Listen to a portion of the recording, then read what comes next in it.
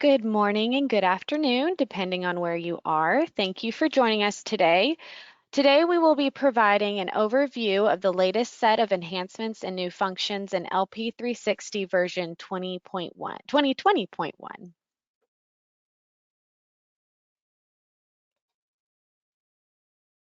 Before we get started, I would like to go ahead and do an audio check. Please notice the raise your hand button has been circled in red on the slide. If you can hear me, please click this button now. We still have some people joining us, so we'll just give everybody a few seconds. It looks like everybody can hear me.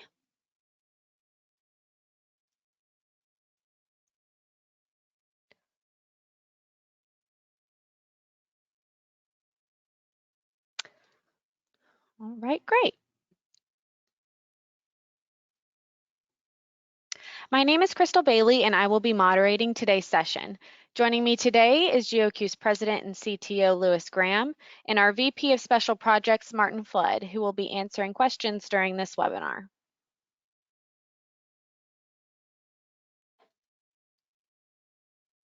Before we begin, I would like to go over a few things. Group audio has been disabled for this session. If you would like to ask a question, please use the question box on your GoToWebinar panel. This session will be roughly 60 minutes. If we do not get to your question during this webinar, we will follow up with you by email. This webinar is being recorded and will be distributed to everyone registered. At this time, I will be launching one of 3 poll questions.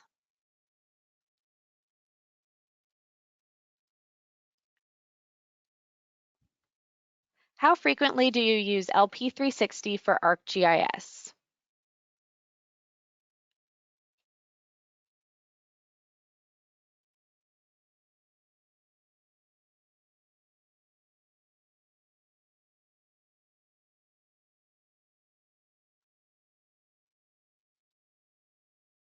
And I'll leave this open for a little bit longer as we're still having some people joining us.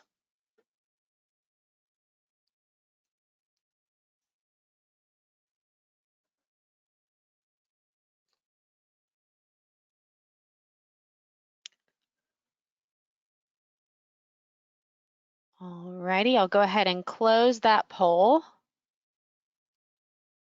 And then our last poll before I pass the presentation to Lewis, how frequently do you use LP360?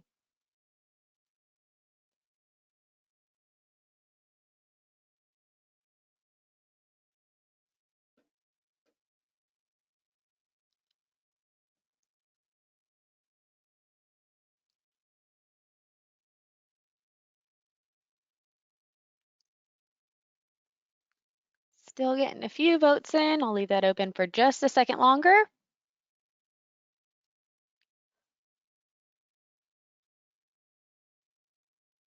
Perfect. I'll go ahead and close that poll.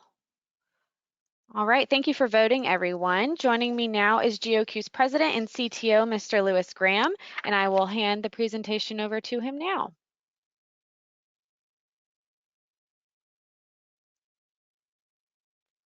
All right, good morning. You see my screen okay? Yep. Crystal, my voice is okay? All right. Yep, everything's good. All right, thank you. Well, thanks everybody for attending. I'll skip over the intro because most of you are customers and already know about our company. We've been here a long time, since 2003. Before that, we were with Intergraph and ZI Imaging. Our headquarters is in Huntsville, Alabama, and we have a satellite office with Mr. Flood in Toronto, Canada. So what we do is 3 major things. We do all sorts of things, but I try to categorize it into 3 major areas. We do enterprise software solutions where we do custom development, primarily focused on some kind of high performance sensor workflow. We do drone mapping. We've been in that since about 2013. And then finally, what we're here primarily to talk about is our airborne and mobile laser scanning solutions, where we sell TerraSolid products and support those products. We do our own LP360 point cloud software, and we have a number of data management tools in that arena as well, such as our GeoCue workflow software and a few web-based data management systems, We also do a lot of workflow consulting and training in those areas. So as far as the airborne and mobile laser scanning business, we think we're the largest supplier of production LIDAR tools in North America. So production is when you go out and fly the data and you process that data until it's ready for analysis. On the analysis side, LP360 standalone, in my opinion anyway, is the best Windows desktop application for point cloud exploitation, whether that's coming from LIDAR, structure from motion, any kind of point cloud that can be put in LAS or LAZ format. And then of course, LP360 for ArcGIS, it's probably the only remaining third-party application for, or I should say extension for ArcGIS that allows high performance exploitation of LIDAR data. So ArcGIS has its own built-in tools. I would consider those sort of casual user tools, whereas LP360 for ArcGIS makes that a high performance environment. So if you look at our LIDAR tools on the, let's say airborne and mobile side, as well as UAS, then I think of them as 3 tiers. The production tier, so again, this is people who are flying sensors, whether it's drone or manned or mobile. Distribution, how do you get data to constituents, or how do you get it from production to QC, that sort of thing. And finally, exploitation. The exploitation area is what we'll talk about today. So this is where you take the LIDAR data and you're extracting information from it. Boy, I've got an old name still hanging on this slide, Topolis. That was a brief naming we were using for the UAS side of LP360. But we have a large installed customer base. It's a global customer base, and it ranges everywhere from academic users at universities to large production companies that have many seats of LP360. For information, we have a knowledge base. You can visit it, support at knowledge at geoque.com. And go ahead and join our LinkedIn group. We're getting, Crystal's been a lot more active on LinkedIn. We're posting more useful information there. So if you would, join our GeoCue group. LP360 comes in far too many versions, but the basic stacks are the standalone 64-bit for Windows. This is the on the left, and this is the application that gets most of our attention these days in terms of development. We have LP360 for ArcGIS, and you'll see that we continue to add a lot of capability to that product. And then we have a version of LP360 that we use for our new UAV sensor line called TrueView, and we've named this product Evo. It is LP360 advanced with some special tools for processing either data from our own TrueView sensors or a few guest sensors. For example, we have a version that you can process data from a Phantom 4 Pro RTK, and we consider that a TrueView guest sensor. It's localizable, so we have it localized to 5 languages now. So into the new features. So we've got a long shopping list, and we'll provide you copies of these slides. So I'm not going to go through and read all of these new features, but this first list are features that we've added to both the standalone version that's just simply called LP360, as well as LP360 for ArcGIS. So this went into all versions. And of course, anything that, any feature that's in LP360 will also be in TrueView Evo if we have any TrueView Evo customers out there listening to this. So we had a lot of focus, Live View is the tool that we have in LP360 that allows a lot of different visualization modes. And I think every release we wind up adding more things to this. The fact that we've built our own LIDAR sensors for drones has really made us focus a lot on how can we improve live view such that you can do more analytic sorts of things, like how can I visualize multiple beams from a multi-beam laser scanner and see the comparative performance between them, things of that nature. Point cloud tasks are our engine for doing, they're primarily for batch processing, although most of them allow interactive use as well. We'll see some demos of a couple of those today that I'll use in both modes. And so we continue to add capability to this. One really interesting classifier that we've added that I'm actually not demoing today is a proximity classifier, and that says that if I have points in a particular point cloud, I can see how close they are to points in another point cloud and reclassify them based on some classification and some nearness tests, some proximity tests. Yeah, and then on standalone only,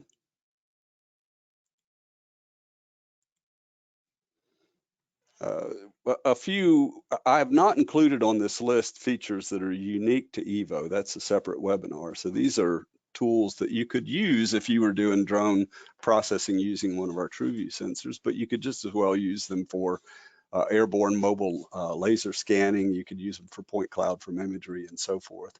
So, you know, a miscellaneous collection of things that have improved the feature edit capabilities of LP360. So we have a lot more import formats that we recognize now, and we've added a few additional export formats. So this is for vector processing within LP360. A few other tools of that nature, a couple of custom tools that were obviously done for specific customers, such as our top of seawall collection tool, which was done for the city of Miami Beach. In today's webinar, I want to focus on a few tools that I think really stand out. So one of them that we'll just see peripherally is that the new point clouds are becoming quite dense. So it's not unusual to have point clouds that are several hundred points per square meter. You know, and we used to think that, say, power line data at 50 points per square meter was super dense. And now with drone operations, density has really gone up quite a bit. So we've done a lot of work in our point cloud tasks and other tools, I should add, to handle these very dense data sets without having to do unusual things like thin the data before you do a ground classification. So we want to be able to work with this raw data. It's pretty challenging. We have a new data smoothing filter that we've added, and I'll give you a demo of this. If you're doing any kind of drone mapping, you need LP360 just for this. This tool alone will pay for your investment in LP360, no question about it. So improved visualization, some new feature QC tools. So let's move right into it. The first one is something that I call class modulated visualization. Let's just jump over here to LP360. And so what we have, and you're going to see a lot of examples of drone collected LIDAR data. It happens to be what we work with quite a bit now. And so what you're seeing on this particular screen is some TrueView 410 data. And I've turned off the Google backdrop. So this is LIDAR imagery from our TrueView 410 sensor. That's a Quanergy laser scanner with dual RGB cameras, and then in part of the TrueView Evo processing, we colorize those points as RGB. So this is LAS points, but it's colorized in a really nice, you know, directly from the camera. So this is really stunning data. But something that's better than just the visual appeal of it, yeah, sure, it looks really good, but it really helps with classification identification. So if I'm going to classify something, you know, which is the better view? You know, I can look at it in an elevation view, which is a traditional view. And yeah, I can make out, I think, what is a tree, and this has the possibility of being a building. I think I need to look at it in 3D. I can look at the data with intensity. And that may or may not be helpful. The Quanergy sensor doesn't have the best gray level or IR response, but I can make out features. But really, you know, the place where it really is impactful and I can tell what's going on is in this color view. But I have a problem if I'm in this color view. So I'm in the color view and I want to classify, say, to ground. How am I going to know what I've classified? You know, so I could come along and say, oh, let's manually classify a little bit of stuff to ground. So I'll just draw a little, I don't know if this is ground or not, I'll draw a little area here. And now I've classified it to ground, but I've got to toggle over to a different view to see that. Now I have to view by class. And now I can see that little patch that I colorized, or that I just classified to ground. And you can see that this is a pretty awkward environment to go back and forth between colorization. So what we've done is we've allowed you to modulate or add or replace, I should say, replace in any view using a bit of an override. So I'll bring up live view, and you see a new column called blend. And if I check this column, when I press a blend toolbar button, which is this tool here on my toolbar, it's going to override all pixels, if you will, or all points in the display with the classification color, if that class happens to exist. So here I've got ground selected. Let me drag this out of the way, and I'll turn on my modulate by color. And what I'm going to do is combine this with another little demo, which is ground classification. So I'm just going to interactively classify using the automatic ground classifier, a little bit of area here. So I'll just drag a rectangle. So right now I'm running a point cloud task for ground classification.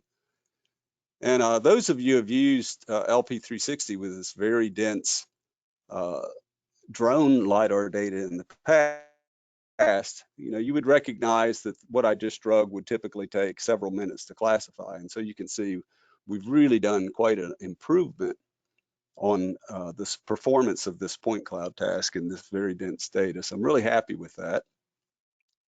And now notice this new blending button. So if I turn it off, I get my normal display. If I turn it on, there's everything that I classified as ground. So you can see that this is a much more usable way to do classification than the typical I have to be in one channel of view. And it works in other views. I don't have to just be in RGB. If I'm with standard LIDAR data that is not colorized, I can still use this capability. So you can see that I'm visualizing by elevation, but I've blended in my ground class. And I think over here, I might have classified some other items, so I could bring up live view, and I might have classified some, let's say there might be a little bit of building, and maybe I've got some water in here. And then you notice that it has indeed modulated these other colors as well. So you can have more than one class that you're modulating into the color scheme. And of course, I can do this as well in other views. So let me draw a profile view.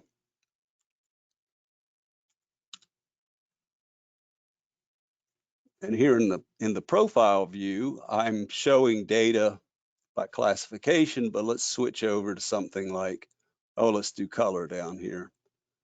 And so here you see the standard colorized display of the data.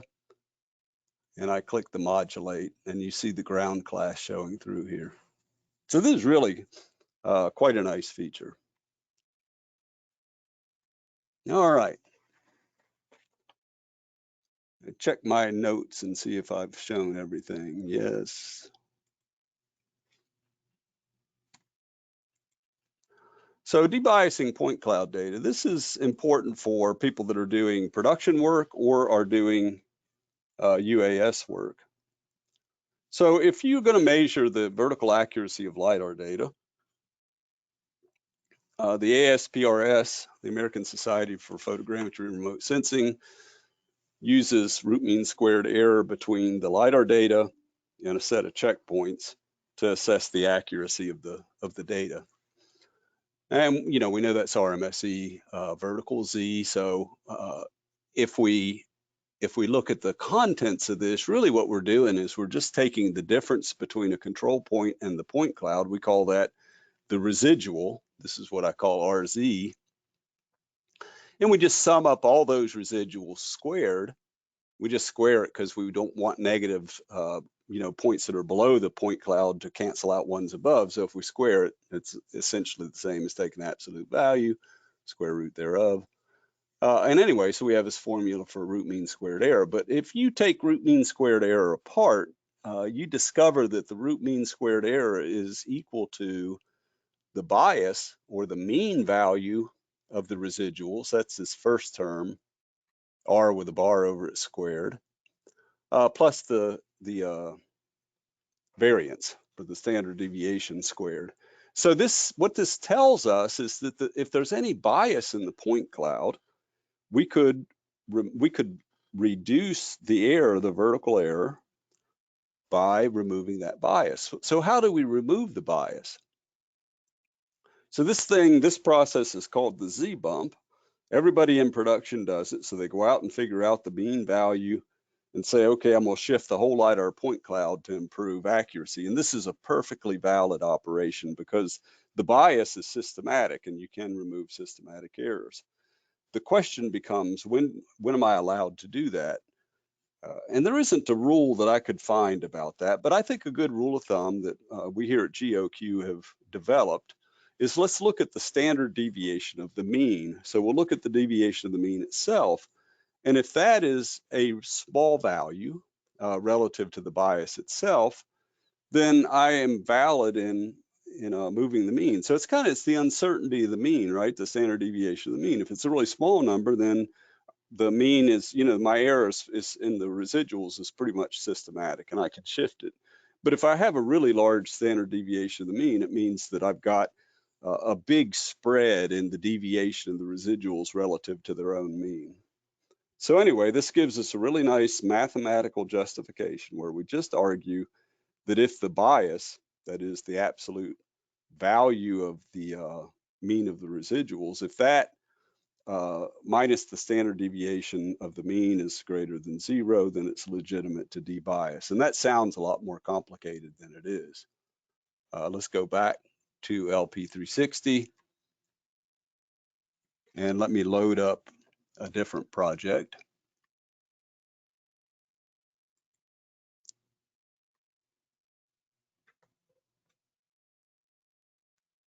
Do I want to save you? I guess so.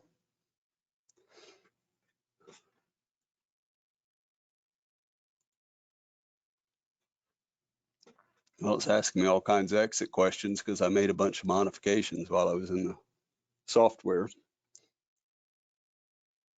So for example, I changed my filter for live view by adding some of those modulated classes.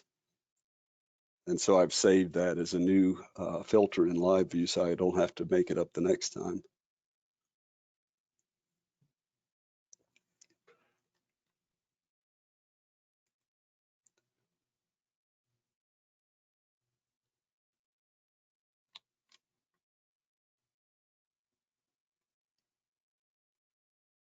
All right.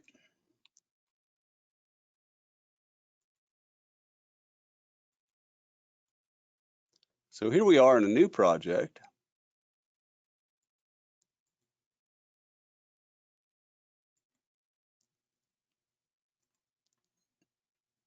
Zoom to this layer.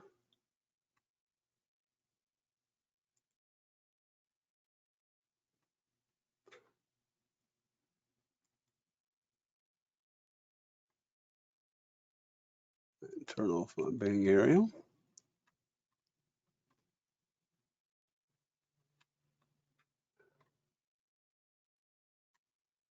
All right.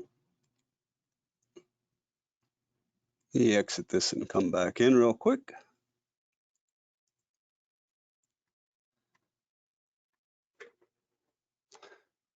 So in this example, we want to talk about the debiasing of LIDAR data.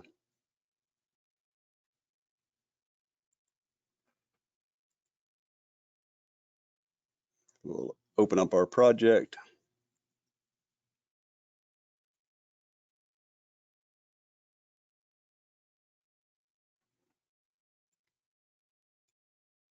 And we will look at some data. This data is from a TrueView 615. So this is a Regal class instrument. We get much higher fidelity with this. But let's have a look at, this is a test range that we fly, and we've got some checkpoints over this test range. And let's go have a look at the accuracy of these data.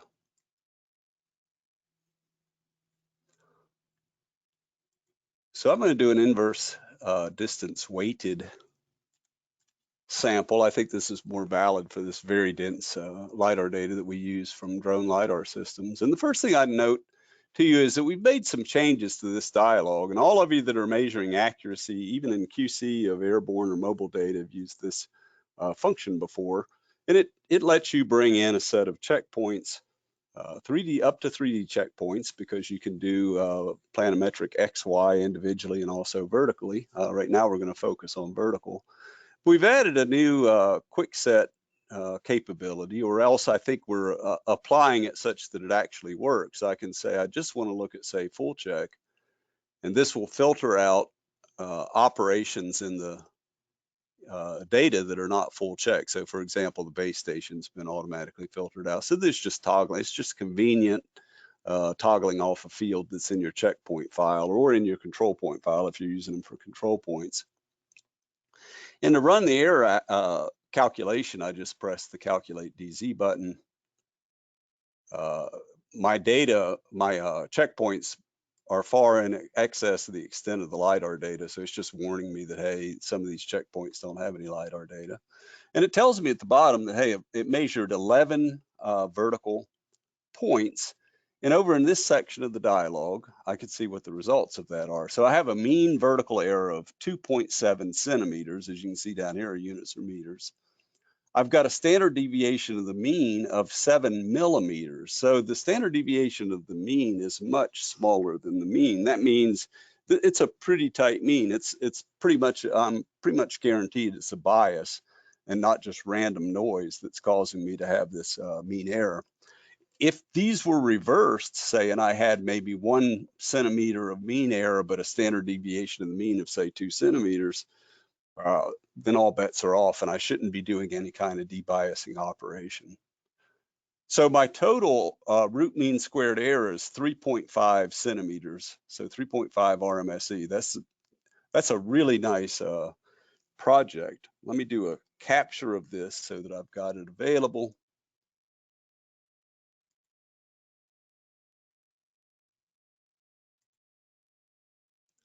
And what we're going to do now is we're going to run a point cloud task to debias these data. So our mean error is 2.7 centimeters. And so I want to do, this point cloud task is called an affine transform.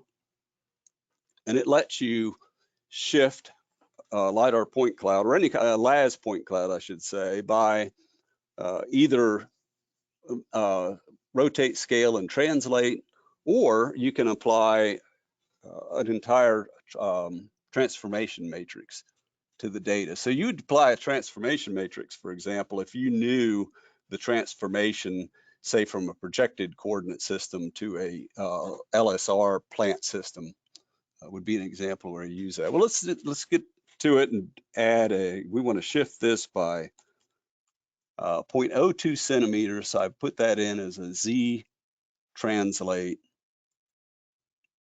I apply that. Let me shift this data over a little so we can see it. And we're going to run the point cloud task on this entire data set.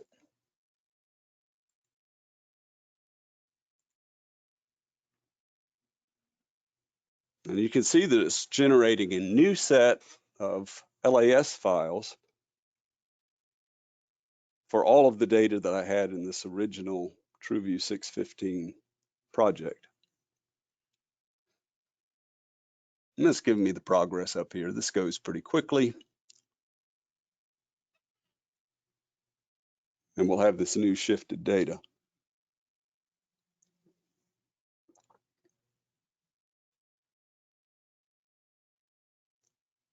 And we're done. And of course, this is this is colorized data as well. I'll switch to this new layer that we just created, and I'll say, well, I prefer the color rendition, so let me change the visualization to color. And that's a really nice thing about LP360 is that you can manage multiple layers of LAS data within a single project. So that's really nice when you're doing temporal changes. So you're doing borrow pit and you need more than one temporal date in the system. So it makes it quite nice for that. All right, so with this new debias, let's go look at this accuracy once again. We're still set up the same, except now we're using this new shifted LAS layer. Let's calculate the vertical. And now you see that we have a mean error of 0. Well, we better because we just debiased the data, right? That's what we shifted it by.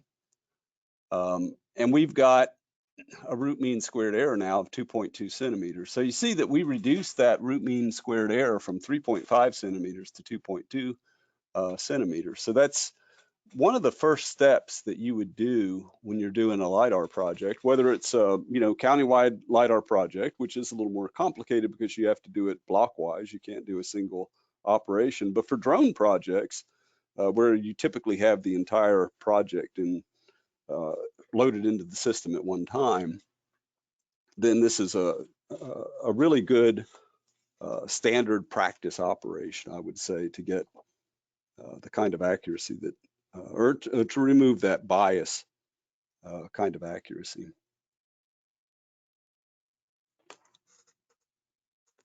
Now, the only thing we don't tell you how to do, and this is a tool I really want to add to LP360, is we don't tell you anything about your distribution of checkpoints. Do you have a good distribution of checkpoints or do you have a weak distribution? A weak distribution would be where you had them all in one single spot, whereas a strong distribution, you've got them well distributed throughout through the project. Take a little look at some piece of this data in the 3D view. And you can see that this is colorized LIDAR data from our Regal system using our dual mapping cameras, as well as the Regal Minivux 2, that's the 200 kilohertz Regal scanner. And you can see that the data quality is just remarkable. I mean, this data is just gorgeous. And this is processed directly off the sensor. The only thing we've done is the debiasing operation that you just observed. All right. And we'll close out of that one. So that's really nice. So we added additional tools to the control point dialog. We've added this new affine point cloud task. Now, to be honest, we had that before, but we had it combined with a geodetic transforming tool, and that made it a little bit difficult to use. So we've split that into two separate point cloud tasks now. It makes it easier to use, especially for debiasing of LIDAR data.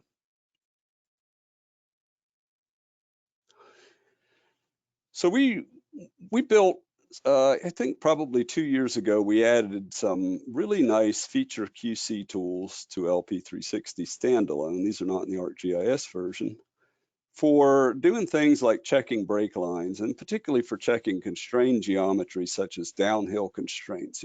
How can I do QC on these kinds of products, and how can I find out where the errors are and that sort of thing.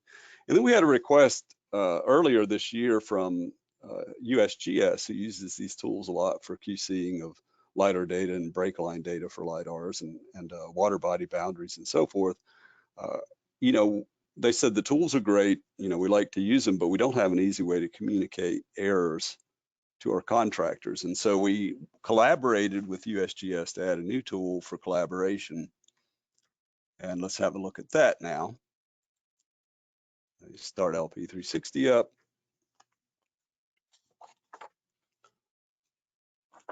And load a new project.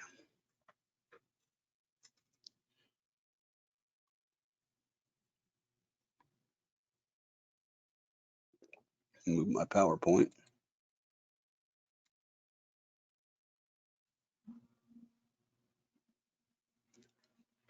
And for this one, I'll load up, let's see,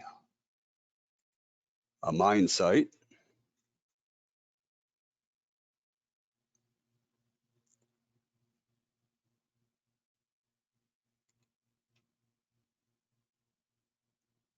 And what I did is I previously just playing around. So this is a pretty deep mine. If we look at a profile across here,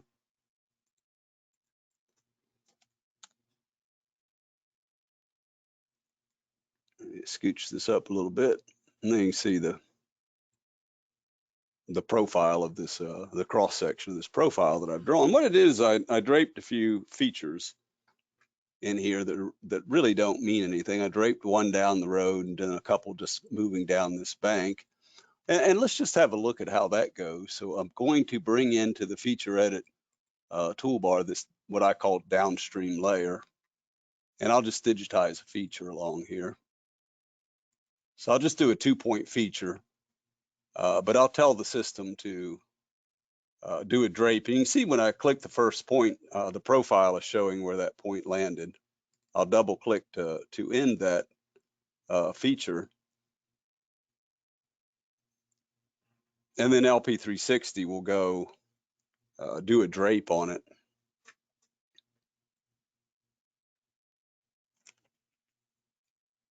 And here, let me fatten up my profile a bit.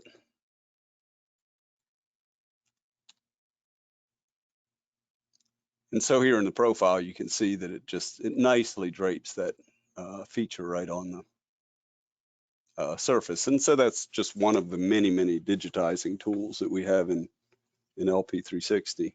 But what we're interested in is what is the quality of these features. And so I'll bring up this feature layer in our tool Feature Analyst.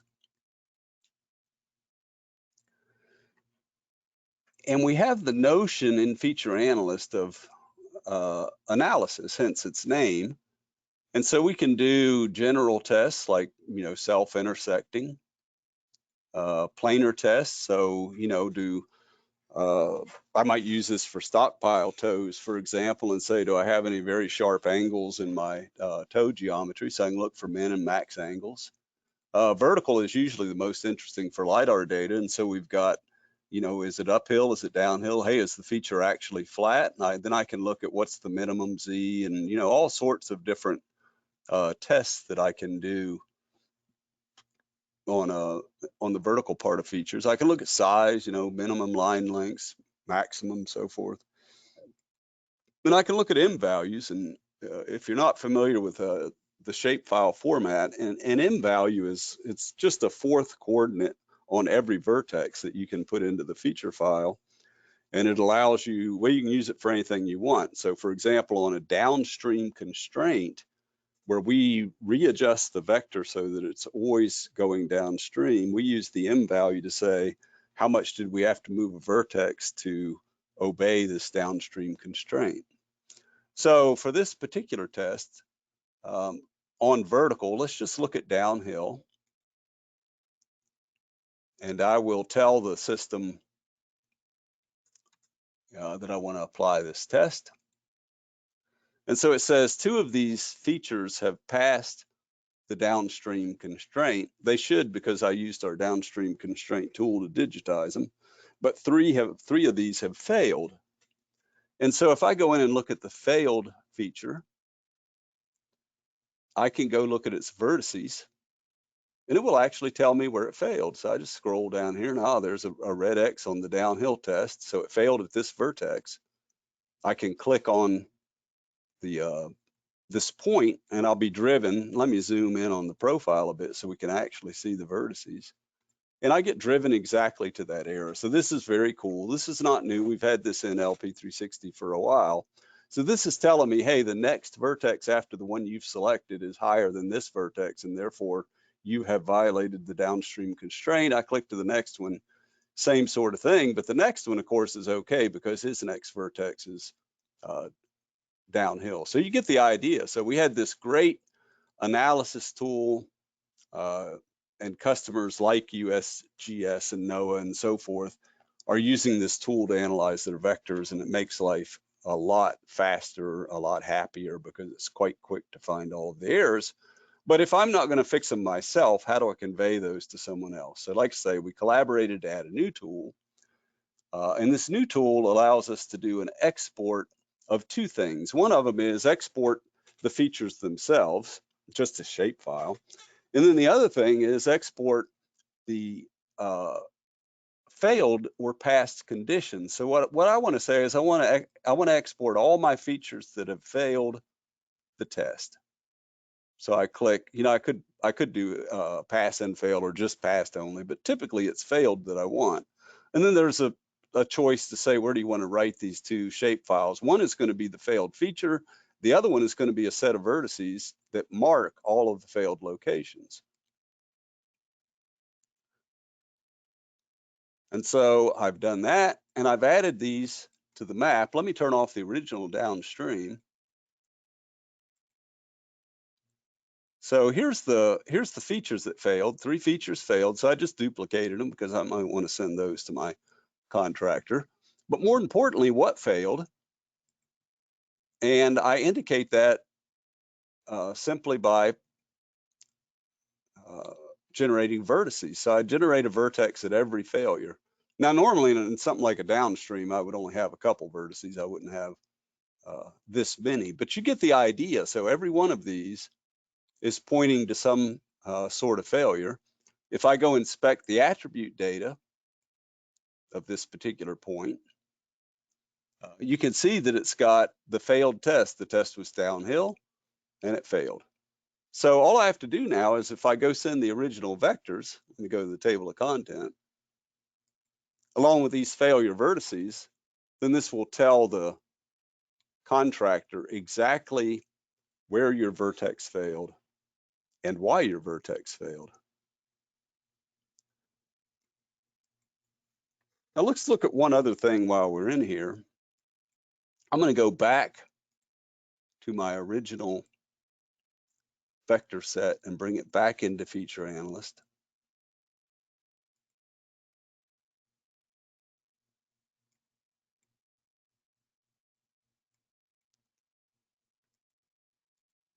And go to the Feature tab, and I'm going to go into my test, and I'm going to keep my downhill here, but I'm going to go over and look at M values, and I'm going to say, you can see I was playing with this before, if my M value exceeds 25, a quarter of a foot, I want to know about it. So what this says is that on downstream constraint geometries, even if they pass the downstream test, I want to know how much the vertex had to be moved. In other words, how much was the geometry fudged to achieve that downstream constraint? So that gives even more visibility into it. So here we can see that we've got 2 features that passed the downstream constraint, but they failed this movement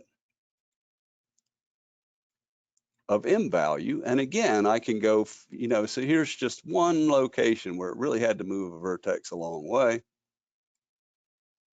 I can go zoom into this. So I'm still passing my downstream constraint, but you can see this is a pretty low point to the right of this point. So it was probably originally digitized at, say, at this level, and then it was pushed down to meet the constraint. And we can even look in here and see that it was pushed down by 0.4 of a foot. So anyway, lots of very powerful QC capabilities within LP360. And now we have a way to deliver those QC results to a contractor or user and so forth.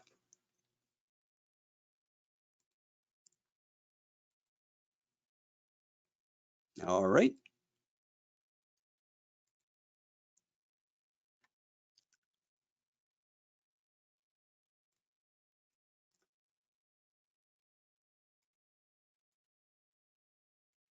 So the next thing we want to look at is data smoothing. Like I said, this is a tool that if you do any kind of UAS operations, particularly if you use Velodyne sensors or sensors of that class that are pretty noisy, this is a tool that you'll definitely want to investigate.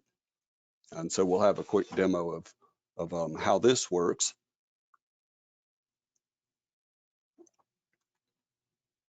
And we'll start up LP360 and load that particular product. And I apologize, for some reason the GoToWebinar environment seems to eat a lot of my processor resources, and it tends to slow everything down.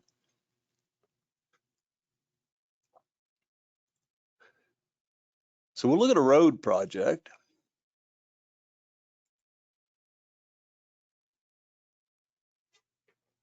And this was flown with a TrueView 410 Quanergy sensor not too long after we first released the system. I think this was August of last year.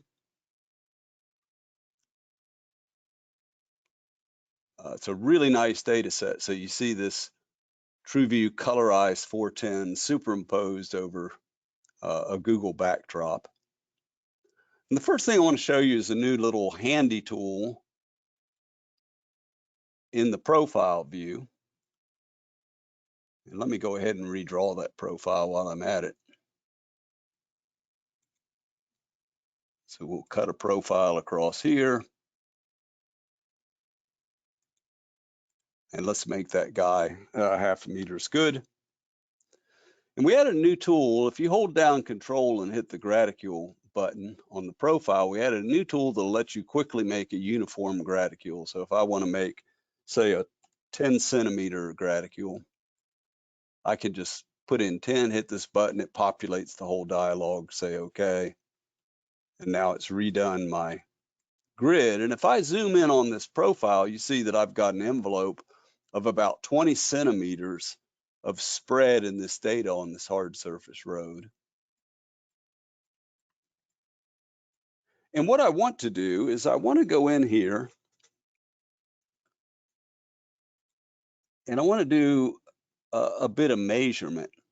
So what I'm going to do is I'm going to digitize some what I call synthetic control points on this road using a point cloud task. So what I'm going to do is I'll click a point.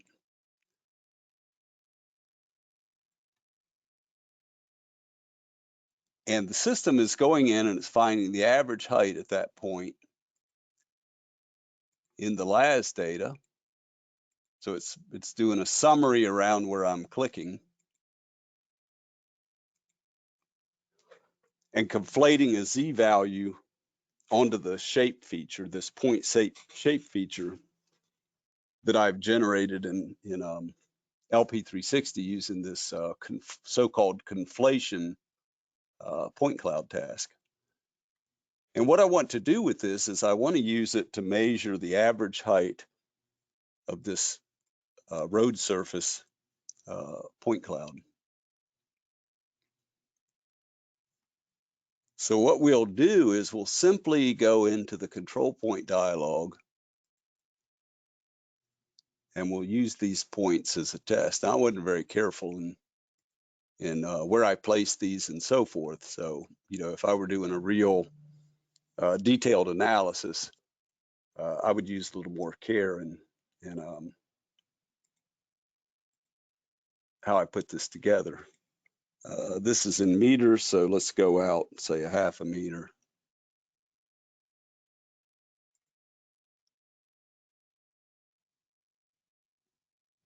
And we'll measure the mean error. And you can see that in this particular data set,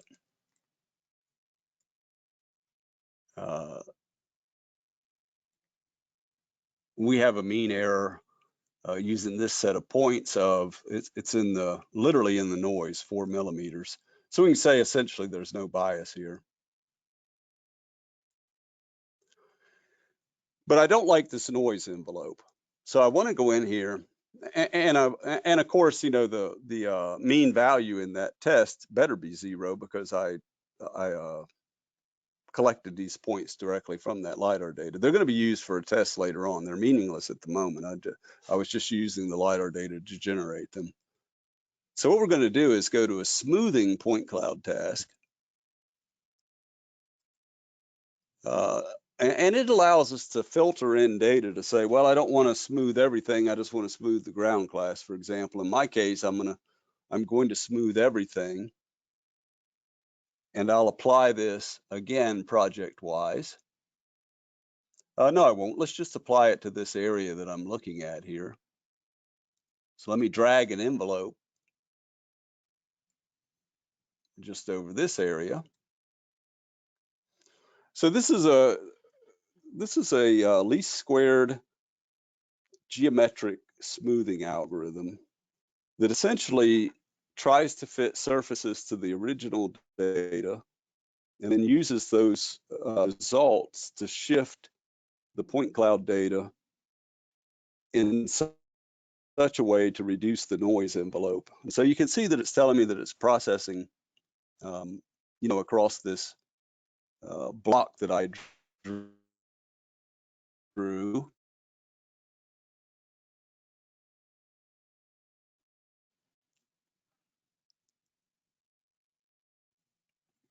It's running a lot slower than I would like. Again, really eating up my machine resources. But through this process, it's data, you know, again, it's trying to adjust a geometry surface that it fits in a local way, but it is done such that it connects to X local fit surface so that we don't have discontinuities in the data.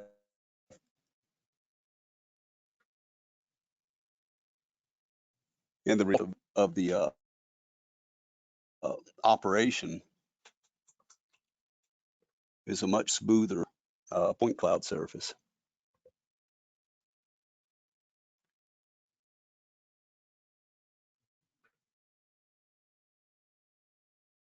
And again, I apologize that I'm having some sort of major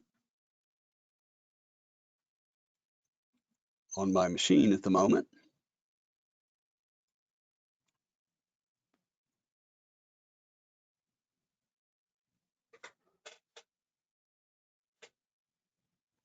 And I'll tell you what we're going to do. I'm just going to terminate this because we'll be here another few minutes doing it.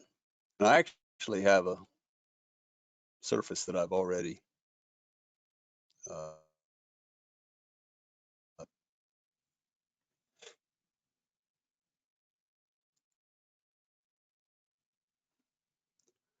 and we'll have a look at the result of that.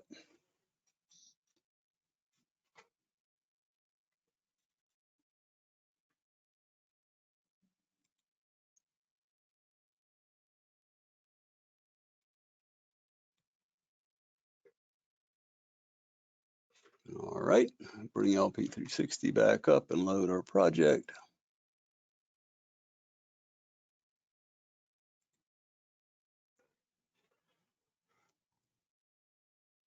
And then we'll examine the before and after of the smooth data.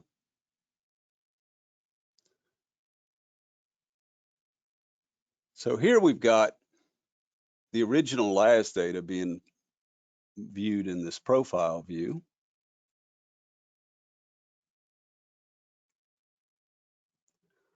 And then if we toggle to the smooth data, you can see the dramatic effect this has on the noise envelope of the data. And the remarkable thing is that even though it has reduced the noise envelope of the data, it does not change the mean, the test that I was in the process of showing you a bit ago. And it also does not destroy features. So you can see that even though I've smoothed the entire data set, and I am looking at the smooth, I still have my transmission line. So I've not I've not sort of eliminated those in the noise removal process. You can even see in the corn that I've not destroyed the rows of corn, etc. So this is quite a remarkable smoothing tool.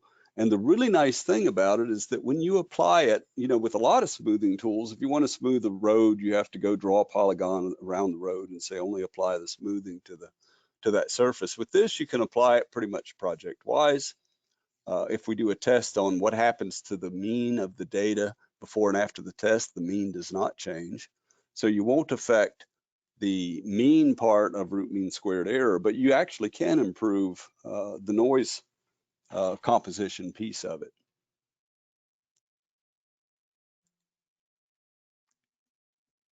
And then let's look at one final quick example.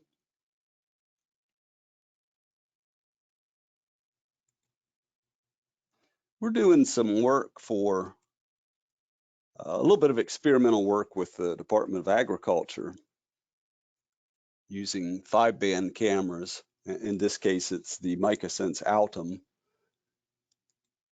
We're not doing any processing of Altum data or 5-band data within LP360, but we definitely want the ability to display the data so that we can bring it in and say, oh, how did it turn out? Can we have an analysis of it? And so we've added a few new tools to raster layers. So if I pop up to the property, so we've always supported N band where N is greater than 3, but now we've added some capability to make it easier to use. So for example, if I want to look at band 4, which happens to be the red edge for this data, then I can lock all my bands together, set one of them to band 4, and then I'm going to get the red edge in a nice monotonic view, and of course, monotonic view. And of course, you can see the red edge chlorophyll effects from that. If I'm in normal display mode,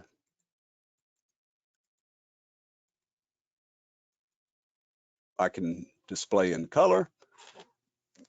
And then finally, normally when you're doing RGB imagery, when you're applying a stretch to the imagery, which you have to do with these greater than 8-band images, then it takes the statistics from all 3 bands and combines those to apply a stretch.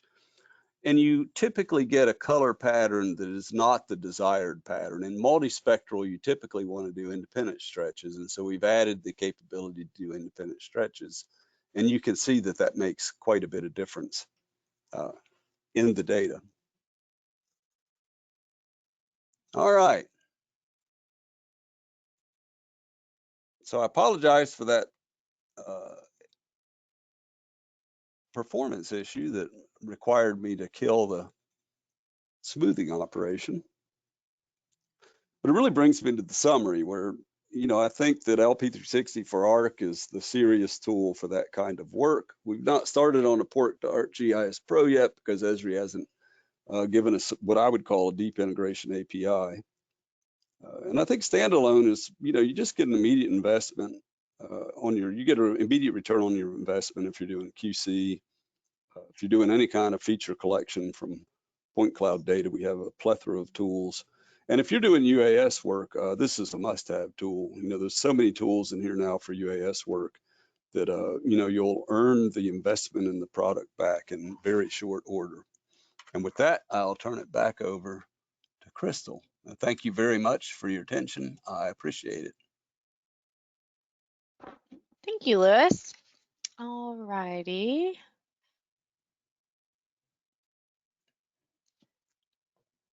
All right, so at this time, I will be launching our last poll question.